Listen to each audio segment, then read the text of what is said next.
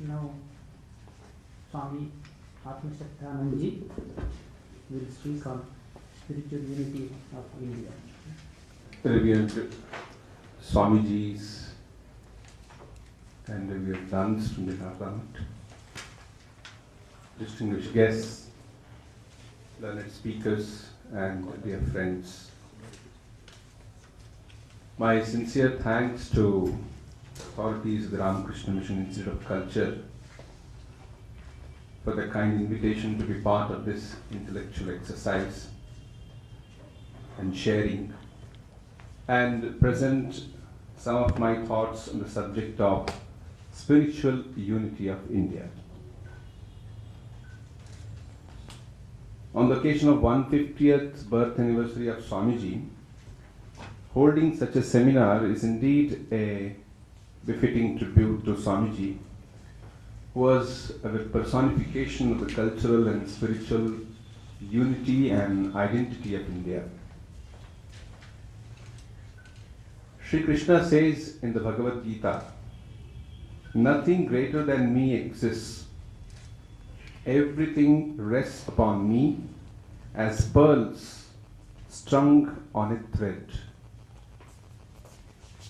In the same way, there is no other greater truth about India and the idea of India than the fact that everything in India has an underlying spiritual meaning and unity. It is like the thread that strings together pearls or flowers of different shapes and hues. Though most of us, educated in the Western concept of nation state, may find it hard to discover and accept the underlying spiritual unity and oneness of this vast subcontinent called Bharat or India, it's a fact that saints and sages of India have lived and spoken of in various ways. More than 110 years ago, Swami Vivekananda, during his extensive travels or parivrajana of his beloved motherland, discovered this truth in a number of ways and later articulated it on several occasions. Swamiji was no ordinary traveler. He was a devoted student of history and a keen observer of the people, places, customs, events through which he passed.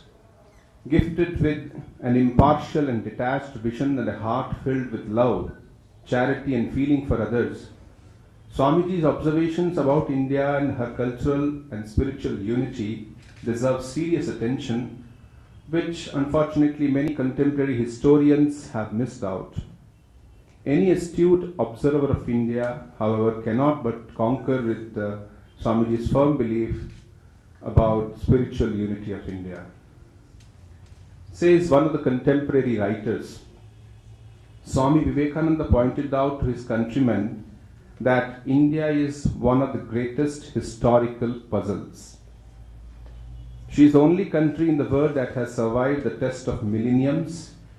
There were civilizations other than her own, the cultures of her contemporaries in the past, that thrived vigorously for some length of time, founded huge empires, organized powerful armies, carried on extensive trade, and also spread the light of culture in the surrounding areas. Such were the civilizations of Egypt, Babylon, Persia, Greece, and Rome. But these civilizations, whose glory depended mainly on their military strength, have disappeared from the face of the earth, and after having lived a vigorous national life for a few centuries at the most. But quite different has been the case with India. She had never been a conquering country, but was on the other hand invaded several times by powerful foreign armies. But through all the vicissitudes of her history, she has preserved the integrity of her culture. The same Vedas are honored today as they were done 300 or 400 years ago. The same Upanishads that came out of the minds of the ancient Aryan rishis continue to satisfy the spiritual aspirations of the noblest minds of this country. In social organization, in rules of domestic life, in the systems of law followed, in the matter of literary traditions. In fact, in every field of life, we find the same ideals followed as in the hoary past. And wherever there have been changes, even sweeping in the application of these to details of life, there is preserved the distinct continuity of tradition. In other words, if the Vedic rishis were to come to India today and study the kind of culture prevailing in the country at present, they would, at their first contact with it, recognize it to be the direct descent of the culture which they themselves had created a few thousand years ago. Swamiji reiterated his belief in the spirituality as the nerve current of India on many occasions, particularly during his lectures from Colombo to Almora given in 1897. In one of such lectures, he said, "If there is any land on this earth that can lay claim to be the blessed Punya Bhumi, to be the land to which all souls on this earth must come to account for their karma, the land to which every soul that is wending its way Godward must come to attain its last home, the land where humanity has attained its highest towards gentleness, towards generosity, towards purity, towards calmness, and above all, the land of introspection and of spirituality, it is India. Hence have started the founders of religions from the most ancient times, deluging the earth again and again with the pure and perennial waters of spiritual truth. Hence have proceeded the tidal waves of philosophy that have covered the earth, east or west, north or south, and hence again must start the wave which is going to spiritualize the material civilization of the world. Here is a life-giving water with which must be quenched the burning of the fire of materialism, which is burning the core of the hearts of millions in other lands. Believe me, my friends, this is going to happen." Swami further said, in other countries, religion is only one of the many necessities in life. Politics, social improvement. In one word, this world is the goal of mankind in the West, and God and religion come in quietly as helpers to attain that goal. This little earthly horizon of a few feet is not that which bounds the view of our religion. Ours is away beyond and still beyond the senses, beyond space, and beyond time, away beyond, till nothing of this world is left and the universe itself becomes like a drop in the transcendent ocean of the glory of the soul. Ours the true religion because it teaches that God alone is true, and that this world is false and fleeting, that all your gold is but dust, that all your power is finite, and that life itself is oft times an evil. Therefore it is that ours is the true religion. Ours the true religion because above all it teaches renunciation and stands up with the wisdom of ages to tell and to declare to the nations who are mere children of yesterday in comparison with us, who own the hoary and antiquity of the wisdom discovered by our ancestors here in India, to tell them in plain words, children, you are slaves of the senses. Here is only finiteness in the senses. There is only ruination in the senses. The 3 short days of luxury here bring only ruin at last.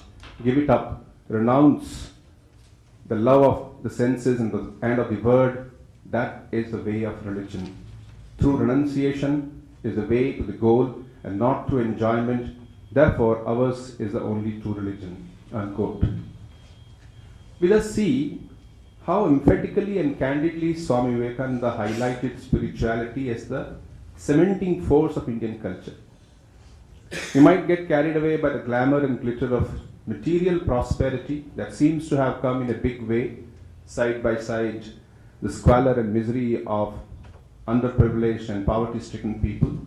But the fact remains that behind the facade of change lies the changeless truth of spiritual unity of India and her culture. The term spiritual, let us remind ourselves, does not mean a set of lokachara, customs of the people, and deshachara, customs of the country. But the method and the ideal to realize the divinity ever present in man. In Swamiji's words, man is to become divine by realizing the divine. Idols or temples or churches or books are only supports, the helps of his spiritual childhood. But on and on he must progress, unquote. Further, Swamiji pointed out that there are three aspects about religion, of which spirituality is the core. And these three aspects are philosophy, mythology, and rituals. The spiritual unity should be seen in the context of all these three aspects. The genius of India has been freedom, and hence, although we may have many versions of the story and shades of meaning attached to it, the central truth is to make a sacred existence echoing the Isha Upanishadic teaching. All this is Isha, the highest reality. Isha Vasam Idam Sarvam. About the nature of Indian culture, Michel Danino, one of the eminent researchers, has pointed out, till a few decades ago, the concept of India's cultural unity was so self-evident that few scholars or statesmen would have thought of questioning it. Let us consider the following observation. The most essential fundamental Indian unity rests upon the fact that the diverse people of India have developed a peculiar type of culture or civilization utterly different from any other type in the world. That civilization may be summed up by the term Hinduism. This straightforward statement is found in the introduction to Vincent Smith's classic Oxford History of India. Rarely do we find such an agreement between the colonial view of India and that of leading Indian figures of the day. He further says, India's geographical unity at least is not questionable. The Vishnu Purana's definition is very clear. The country that lies north of the ocean and south of the snowy mountains is called Bharat. But this Bharat is not an abstract expanse, it is a sacred geography, given shape to by dense networks of holy places, tirthas, that skillfully crisscross the Indian landmass. Among the many lists of such pilgrimage sites, let us mention a few. 51, sometimes 52, Shakti Pithas, covering the whole of India, with some of them in Nepal, Bangladesh, Pakistan, and Sri Lanka. In this tradition, the very land becomes the body of the Divine Mother. The Shakti Pitha becomes the very part of the Divine Mother. Another, 12 Jyotirlingas from Gujarat and Maharashtra in the west to Kedarnath in the north and Baidyanath or Devghar in the east and Rameshwaram in the south. 4 Char Dhams, pilgrimage sites of the Himalayas, Yamunotri, Gangotri, Badrinath and Kedarnath. 4 locations for the Kumbh Mela, Allahabad, Haridwar, Ujjain and Nasik, where Kumbh Mela, which is held to be the largest peaceful gathering in the world, is held every 12 or 6 years. 5 sacred confluences, among many more, called Prayag, Vishnu Prayag, Nanda Prayag, Karna Prayag, Rudra Prayag, Dev Prayag, all in the Himalayas. 108 Divya Deshams or Vaishnavite shrines, most of them in the south but a few in the north. 5 important temples of Shiva in south, especially in Tamil Nadu, each associated with one of the Panchabhutas, such as the Agni Tattva in Tiruvannamalai, Jala Tattva in Srirangam, Akasha Tattva in Chidambaram, Bhumi Tattva in Kanchipuram, and Vayu Tattva in Srikalahasti. Extensive pilgrimage routes established by India's spiritual figures from Adi Shankaracharya to Swami Vivekananda, also tended to frame much of the land as possible from Kashmir to Kanyakumari. It's not just that there is this crisscrossing of tirthas is restricted to elite class. Even people who belong to, let's say, background in tribal culture, they have their own specific places of worship. For example, we have near Mysore a jungle which is known very much for the famous dacoit, and we have a big tree which every tribal in that area must go and visit. Dodda Sampike they would call it. Or you go to Danteshwari in Chhattisgarh, which again is a place where all will gather, and it's just an important point for the tribes there. And there are many more such ways of uniting them at the spiritual level.